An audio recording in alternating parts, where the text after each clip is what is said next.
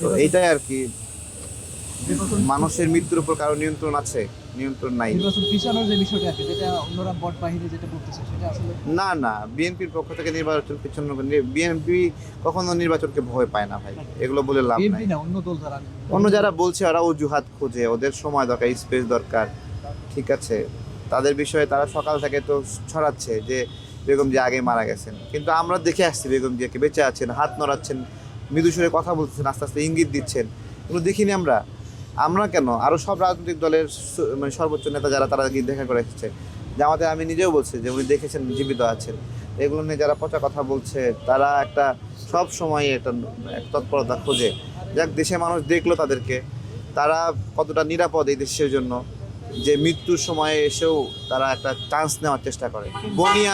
বনি আমিন একটা ইসরায়েলের এজেন্ট, সে স্বঘোষিত স্বস্বীকৃত ইসরায়েলের এজেন্ট। এই বাংলাদেশের মানুষ ইসরায়েলে গিয়ে নিরাপদে আবার ফিরে আসে, এরকম আছে বলেন? বাংলাদেশ সবসময় ইসরায়েলের বিরুদ্ধে, ফিলিস্তিনের পক্ষে। সেই ইসরায়েলকে সে বন্ধু মনে করে। তো ও এসে এখানে এসে ওর ফেসবুকে বিভিন্ন গান টান করে, বিভিন্ন দেশ ঘুরে ফলোয়ার হয়েছে, সেগুলো নিয়ে বাংলাদেশের রাজনীতিতে প্রভাব রাখার চেষ্টা করতেছে। এগুলো এক শয়তান ইলিয়াস, তার পেজ বন্ধ হয়েছে এখন। বনি আমিন নাকি, বনি আমিন, এই নামটাও ইসরায়েলের নাম। হ্যাঁ, দেখেন ওদের ওদের প্রেসিডেন্টের নামের সাথে মিল আছে ইসরায়েলের, তাই না? হ্যাঁ, আসে না? তো এদের তো এটা একটা বিষয়, এগুলো করছে, এগুলো সে জানে যে বিদেশে ঘুরতে তো অনেক টাকা লাগে, তারপর একটা ব্লগিং করে। তার চেয়ে পলিটিক্যাল ব্লগিংয়ে ঢুকলে কম পয়সায়, বিনা পয়সায় উস্কানি দিয়ে ভিডিও ভাইরাল হয়, টাকা পাওয়া যায়, ইনকাম হয়, এগুলো মজা পাচ্ছে, সে মজা পাচ্ছে। আমি বলছি এত মজা নিস না ভাই, বাংলাদেশের মানুষ কিন্তু দেখছে এগুলা। বিএনপির কিচ্ছু করতে হবে না, সাধারণ মানুষ একটা ভিক্ষুককে দেখলে কি ব্যবস্থা নেবেনি, ঠিক আছে? শেখ হাসিনা শোক জানিয়েছেন, বিষয়টা কিভাবে শেখ হাসিনা শোক জানিয়েছেন, এটা একটা ইতিবাচক বিষয়। জন্ম, মৃত্যু, বিয়া, এই বিষয়গুলোতে মানুষের রাগ, ক্ষোভ এগুলো মিটে যায় এবং মানুষ কাছে আসে, জানাজা নামাজে একসঙ্গে দাঁড়ায়, পাশাপাশি আসে। এই বিষয়টাকে আমি নেগেটিভলি বলতে চাই না কিছু।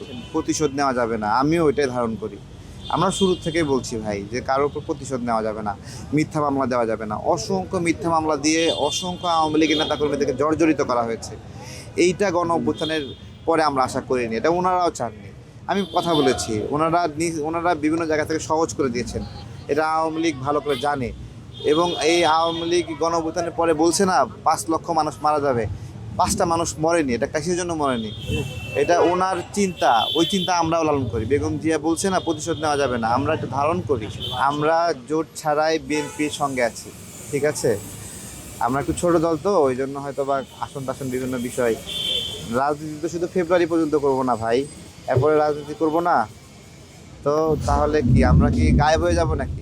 আল্লাহ ভরসা, দেখা যাক। ঢাকা 12 থেকে নির্বাচন করবো।